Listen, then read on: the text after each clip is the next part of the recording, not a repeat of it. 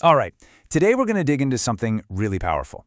A new way to think about addiction and recovery. And it's all built around this ancient symbol that, honestly, it completely changed how I look at this whole struggle.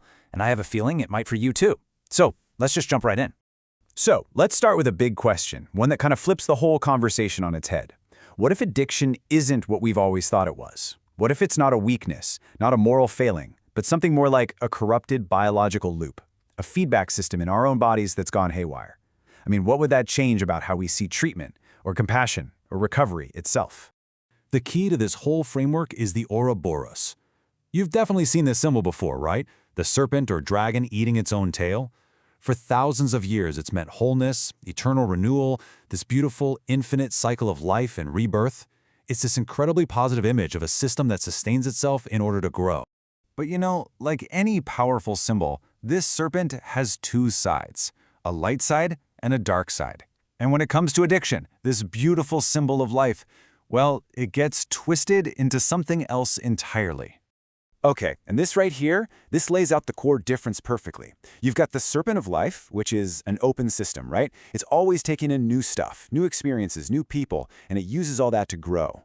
But then you have the serpent of addiction, and it's the total opposite. It becomes a closed loop. It just shuts itself off from the world and starts, eating its own future. We're talking health, relationships, potential, all of it, just to get through the pain of right now.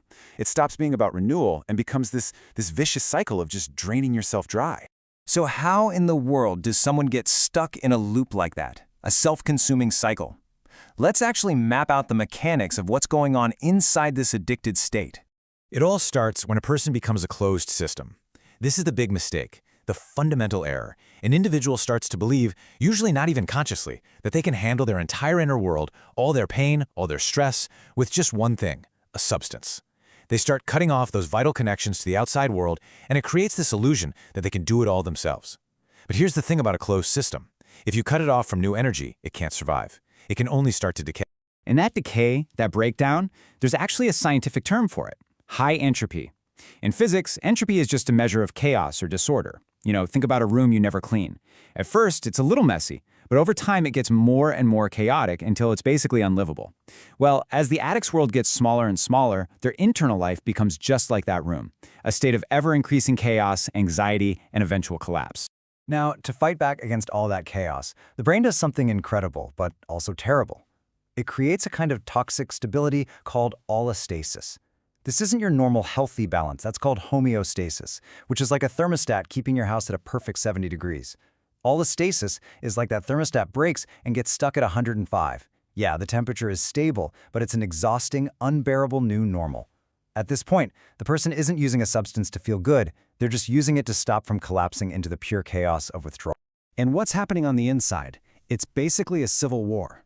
The self starts to fracture into different parts, and all these parts have their own agendas, and they're all fighting for control. A really amazing way to understand this war is through a model called internal family systems. Let me break it down for you. Think of it like this. Deep down, everyone has an exile, a younger part of us that's holding on to some deep, unbearable pain. Now, trying to protect that exile is a manager. The manager's job is to keep that pain locked up tight, using tools like perfectionism or control. But sometimes the pain gets out.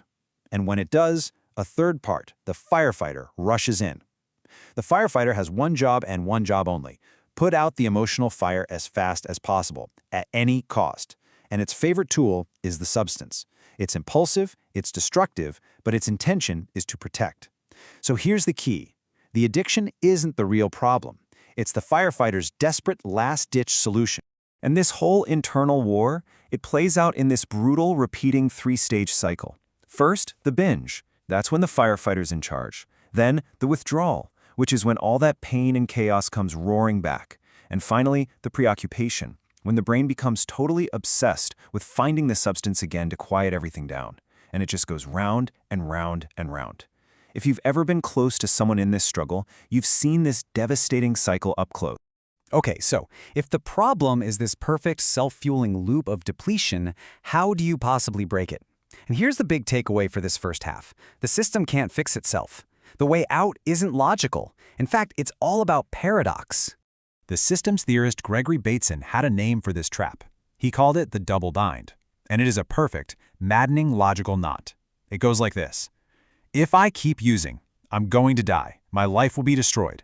But if I stop using, the pain is so intense, I feel like I cannot possibly live. You see the trap? Every logical choice leads to disaster.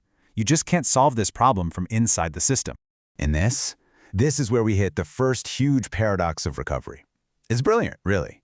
How do you get control back? Well, you admit you have absolutely zero control. You admit you're powerless. Think about it. Step 1 of any 12-step program isn't about gritting your teeth and using willpower. It's about surrender. It's about finally shattering that illusion that your manager part has everything under control. And that's the moment. That's the crack that forces the whole closed system to finally open up and ask for help. The legendary psychoanalyst Carl Jung pointed out another amazing paradox. He wrote this letter to one of the founders of AA, and he said, "Spiritus contra spiritum." It means spirit against spirits. His whole point was that the craving for alcohol, for spirits, is really just a low-level, twisted-up search for a higher spiritual connection, for a feeling of wholeness. The thirst for the poison is actually a misguided thirst for the cure. Wow. So, what happens when a person really embraces these paradoxes? The loop doesn't just shatter, it transforms. That downward spiral of depletion can actually be reversed into an upward spiral of regeneration.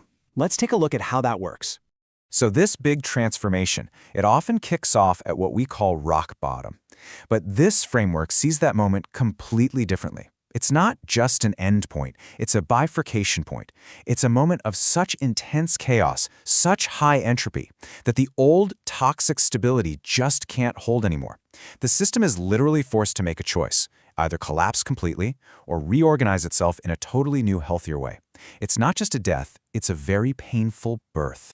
In this reorganization, it's a real active and hopeful process. It happens in stages. First, you've got disruption. You just have to break the physical cycle and get stable. Second is recalibration, where you let the brain slowly return to that comfortable, healthy state of homeostasis. And third, and this is the long game, is rewiring. You have to consciously build new, healthy pathways in the brain to replace the old, destructive ones. The science behind all this is something called neuroplasticity. It's this incredible fact that your brain isn't set in stone. It can actually reorganize itself. Think of your brain like a forest. The more you walk down a certain path, the wider and easier that path becomes to follow. Addiction basically carves a superhighway through that forest. Recovery is the hard work of stopping, turning around, and starting to forge a brand new path. It's tough at first for sure, but over time, that new, healthy path becomes the default. And a massive part of creating that new path is changing the story you tell yourself. The old story says, "I am an addict." That's a fixed identity. It feels like a life sentence. But the new story says, "I am a person in recovery." See the difference? It's not a static thing you are, it's a dynamic thing you're doing. It's a story about action and challenge and daily ongoing growth.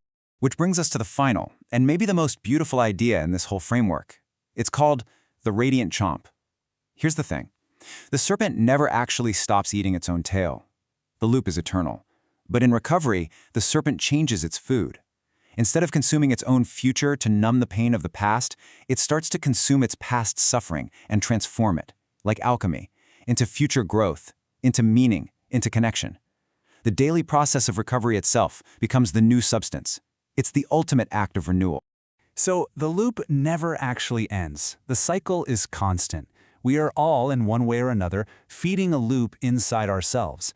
And the big takeaway here is that we have a choice about what we feed it.